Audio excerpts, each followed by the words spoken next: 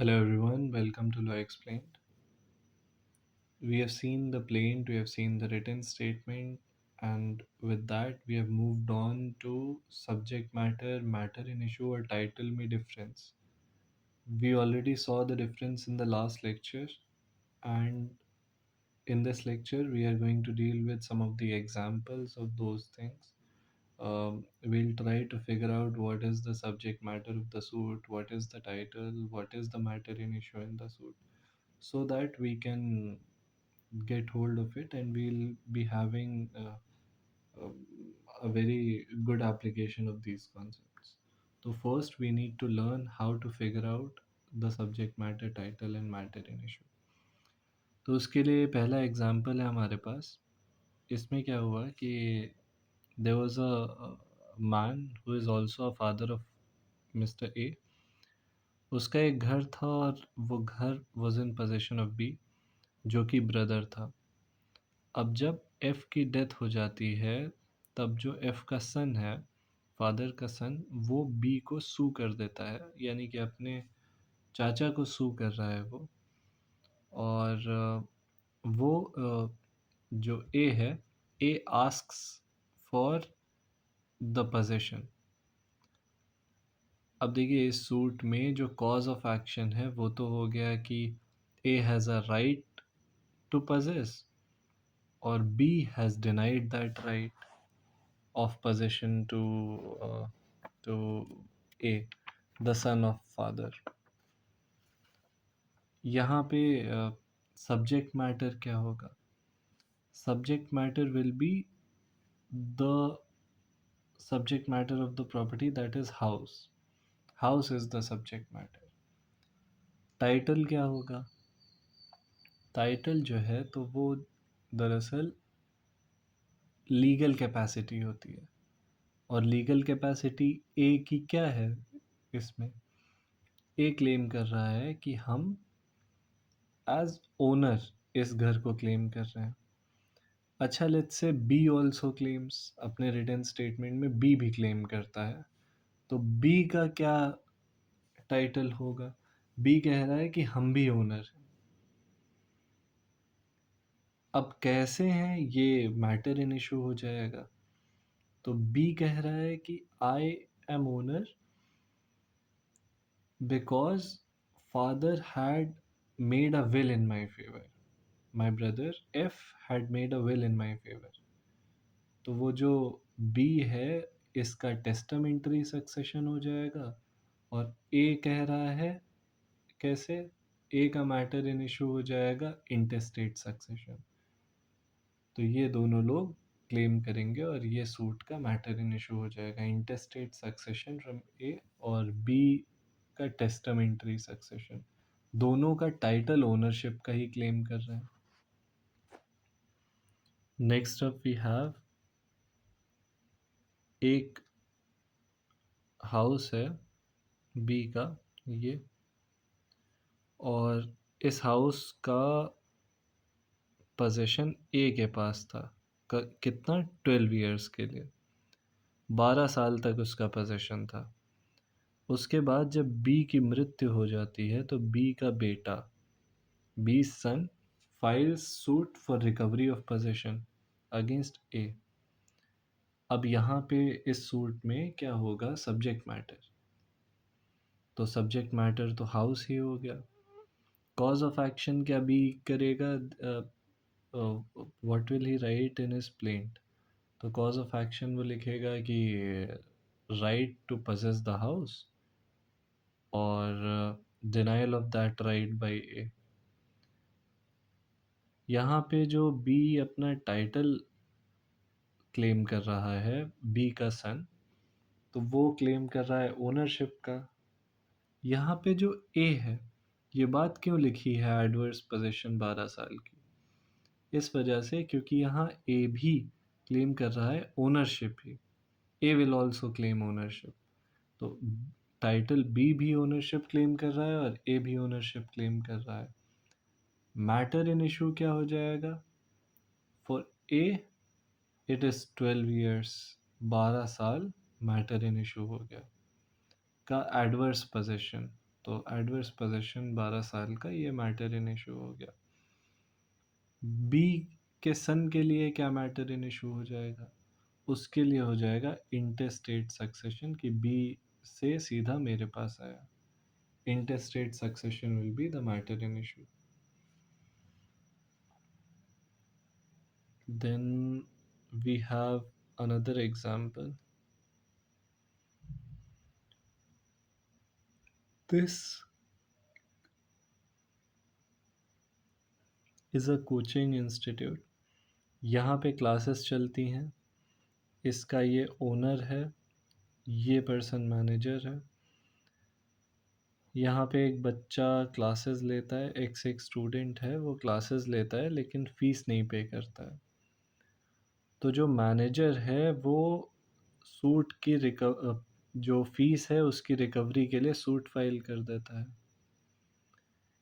इसमें cause of action क्या होगा? कॉज ऑफ एक्शन है कि राइट टू रिकवर फीस और denial of the fees. Subject matter क्या है? यहाँ पे पेक्यूनरी है, तो जो फीस है that in itself is the subject matter.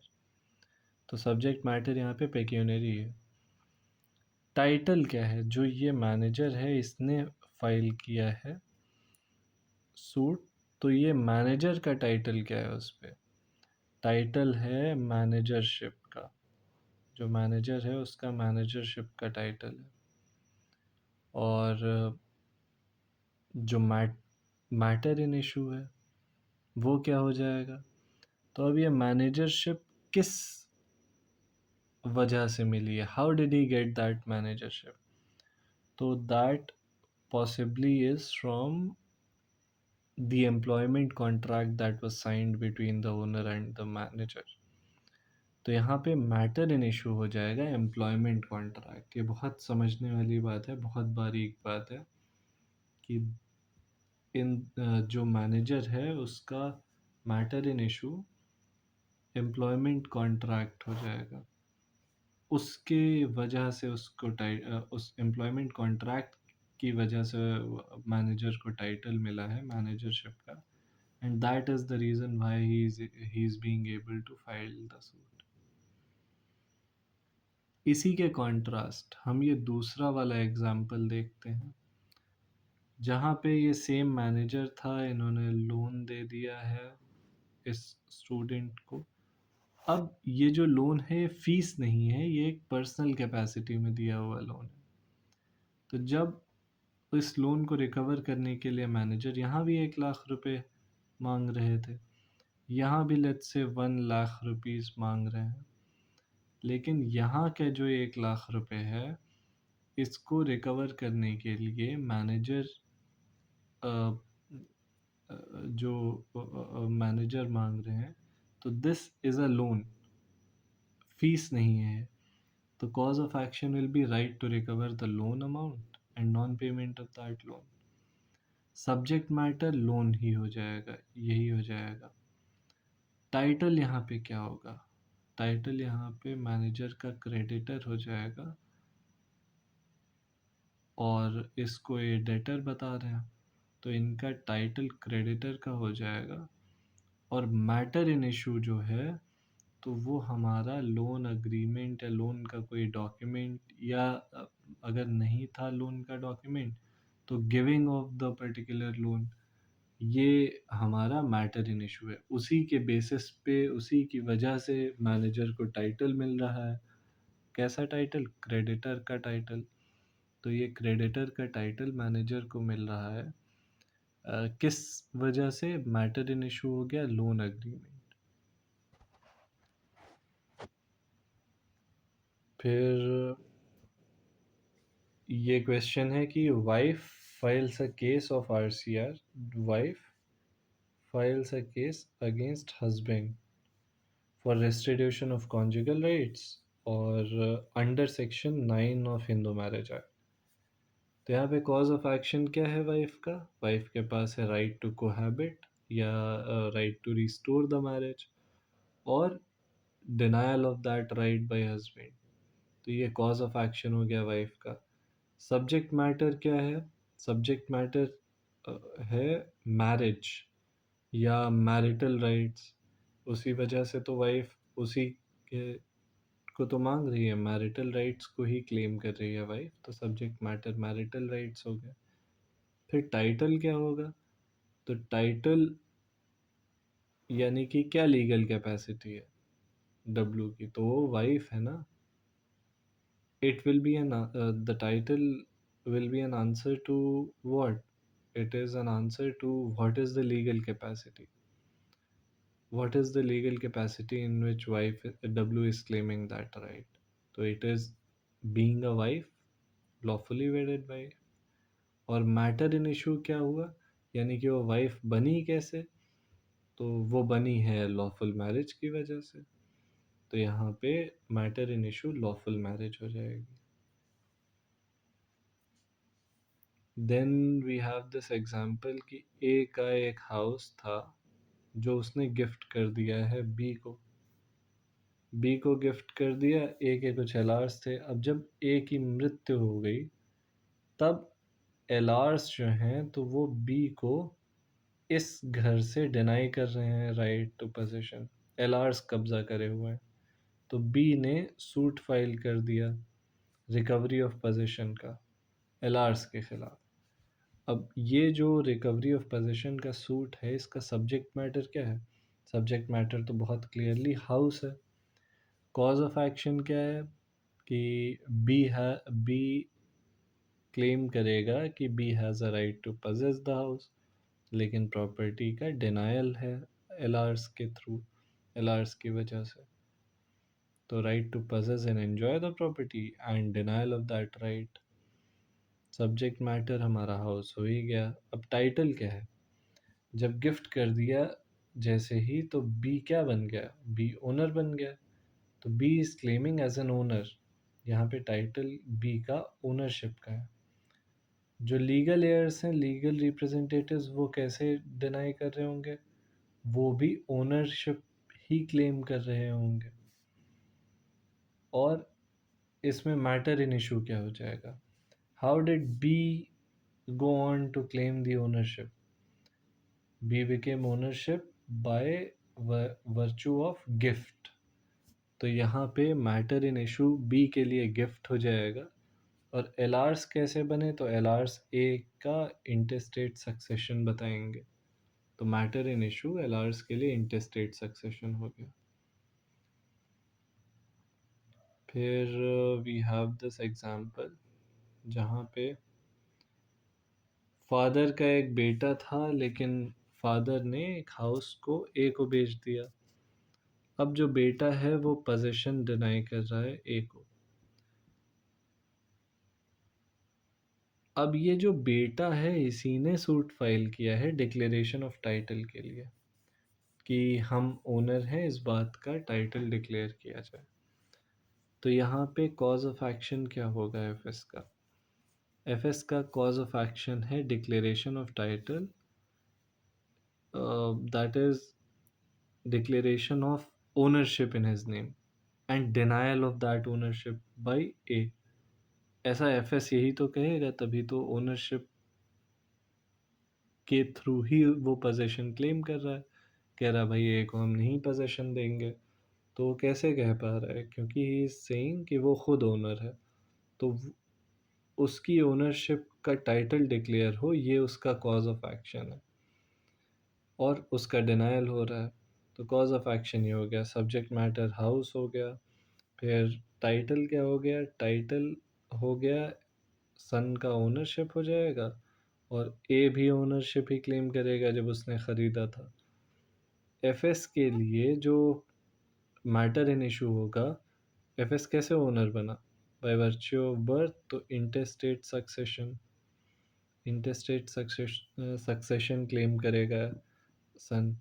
और जो ये है ए, ये क्लेम करेगा सेल डीड के थ्रू, कहेगा हमने ख़रीदा था घर।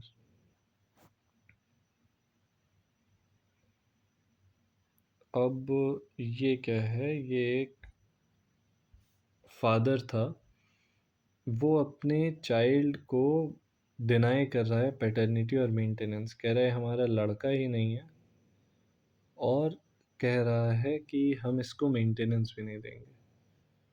तो मेंटेनेंस ना देना तो ठीक है, लेकिन ये हमारा लड़का नहीं है, ये भी कह रहा है। अब वो मैरिड था अपनी वाइफ से, डब्लू से, और उसी के लड़के को कह रहा है कि ये हमारा लड़का नहीं है। तो जो एफएस है वो डिक्लेरेशन ऑफ पैटर्निटी के लिए फादर पे सूट फाइल कर रहा है। तो कॉज ऑफ एक्शन क्या हो जाएगा? Right to have the paternity declared और denial of that right by F. Subject matter क्या होगा? पैटर्निटी राइट्स ही हो जाएंगे। भाई फादर का राइट है फादर होने का, तो उसको डिनाई किया जा रहा है। तो सब्जेक्ट मैटर जो है, तो वो तो इसी मुद्दे पे बात हो रही है कि ये हमारे फादर हैं। टाइटल क्या हो जाएगा? टाइटल है लेजिटिमेट सन। और मैटर इन इशू कैसे होगा? तो how did he get the legitimate, how did he get on to be the legitimate son? By birth. और birth from whom? Birth from the lawfully wedded wife of F. तो अगर the son Fs is able to prove that his mother W was married at the time when he was born to Mr. F. This W was married to Mr. F at the time when Fs was born. तो यहाँ पे paternity उसके favour में चली जाएगी। तो matter in issue क्या हुआ? By virtue of which he got the right of being a son, that matter in issue is birth from a lawfully wedded wife of F, birth out of the lawful marriage, ये matter in issue हो जाएगा।